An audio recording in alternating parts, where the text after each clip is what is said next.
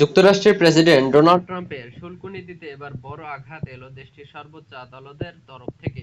গতকাল এক রায়ে যুক্তরাষ্ট্রের সুপ্রিম কোর্ট বলেছেন, প্রেসিডেন্ট ডোনাল্ড ট্রাম্প যে একের পর এক দেশের উপর শুল্ক আরোপ করে চলছেন তা তার এখতিয়ার বহির্ভূত।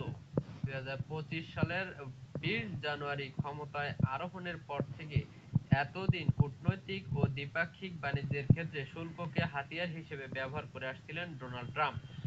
সুপ্রিম কোর্টের রায়ে কার্যত তা আটকে গেল। ফলে স্বাভাবিকভাবেই এই রায়ে ক্ষুব্ধ হয়েছেন ডোনাল্ড ট্রাম্প। এক প্রতিক্রিয়ায় তিনি বলেছেন, সর্বোচ্চ আদালতের এই রায় অপমানজনক। উল্লেখ্য, ২০২৫ সালের ২ এপ্রিল নতুন শুল্ক নীতি ঘোষণা করেছেন ডোনাল্ড ট্রাম্প। সেই নীতি অনুসারে যুক্তরাষ্ট্রের সঙ্গে বাণিজ্যিক সম্পর্ক আছে এমন সব দেশের ওপর ১০% বেসলাইন শুল্ক আরোপের পাশাপাশি পাল্টাপাল্টি শুল্ক আরোপ। পরবর্তীতে চীন, ভারত, কানাডা, মেক্সিকো, ব্রাজিল সহ বিভিন্ন দেশের সঙ্গে কূটনৈতিক ও বাণিজ্যিক টানাপোড়েনের সময় পাল্টাপাল্টি শুল্ককে হাতিয়ার হিসেবে ব্যাপকভাবে ব্যবহার করেছেন ডোনাল্ড ট্রাম্প। যুক্তরাষ্ট্রের ইতিহাসে এর আগে কোনো প্রেসিডেন্ট জরুরি অর্থনৈতিক ক্ষমতা এত বেশি মাত্রায় ব্যবহার করেছেন এমন নজির নেই। দুনিয়া জুড়ে আলোড়ন তৈরি করা এই পাল্টা শুল্ক আরোপের ঘোষণার সময় ২ এপ্রিলকে যুক্তরাষ্ট্রের স্বাধীনতা দিবস বলে অভিহিত করেছিলেন। এর মধ্য দিয়ে যুক্তরাষ্ট্র অর্থনৈতিক মুক্তি পাবে বলে দাবি করেছিলেন তিনি। যে আইন ব্যবহার করে ট্রাম্প বিভিন্ন দেশের উপর অতিরিক্ত শুল্ক আরোপ করে চলেছেন সেটির নাম ইন্টারন্যাশনাল ইমার্জেন্সি ইকোনমিক পাওয়ার অ্যাক্ট বা আইইইপিএ। ১৯৭৭ সালে প্রণীত এই আইনে বলা হয়েছে, শুল্ক বিষয়ক সিদ্ধান্ত গ্রহণ ও তা আরোপের এখতিয়ার কংগ্রেসের অর্থাৎ মার্কিন পার্লামেন্টের। প্রেসিডেন্টের ক্ষমতা এক্ষেত্রে সীমিত। আইইপিএ আইনের মাধ্যমে প্রেসিডেন্ট কোনো দেশের ওপর শুল্ক আরোপ কিংবা প্রত্যাহার করতে পারবেন, তবে এক্ষেত্রে অবশ্যই তাকে কংগ্রেসের নির্দেশনা মানতে হবে।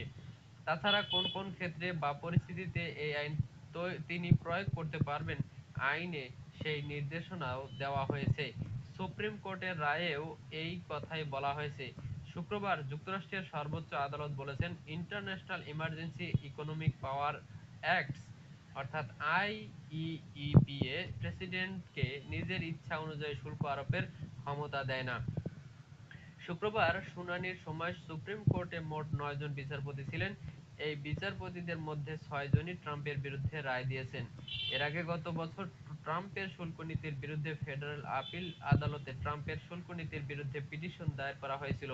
২০২৫ সালের আগস্টে সেই পিটিশনের রায়ে ফেডারেল আপিল আদালত বলেছিলেন, প্রেসিডেন্ট ট্রাম্প তার জরুরি অর্থনৈতিক ক্ষমতার বিধি বহির্ভূত ব্যবহার করেছেন।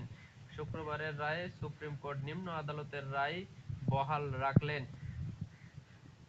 সুপ্রিম কোর্ট যখন এই রায় ঘোষণা করেছেন, তখন যুক্তরাষ্ট্রের অঙ্গরাজ্যগুলোর গভর্নরদের সঙ্গে বৈঠক করেছিলেন ট্রাম্প। বৈঠক শেষে তাৎক্ষণিক এক প্রতিক্রিয়ায় ট্রাম্প বলেছেন, সুপ্রিম কোর্টের এই রায় অপমানজনক। প্রেসিডেন্ট হিসেবে দেশের জাতীয় স্বার্থ রক্ষার অধিকার আমার আছে। সূত্র এএফপি।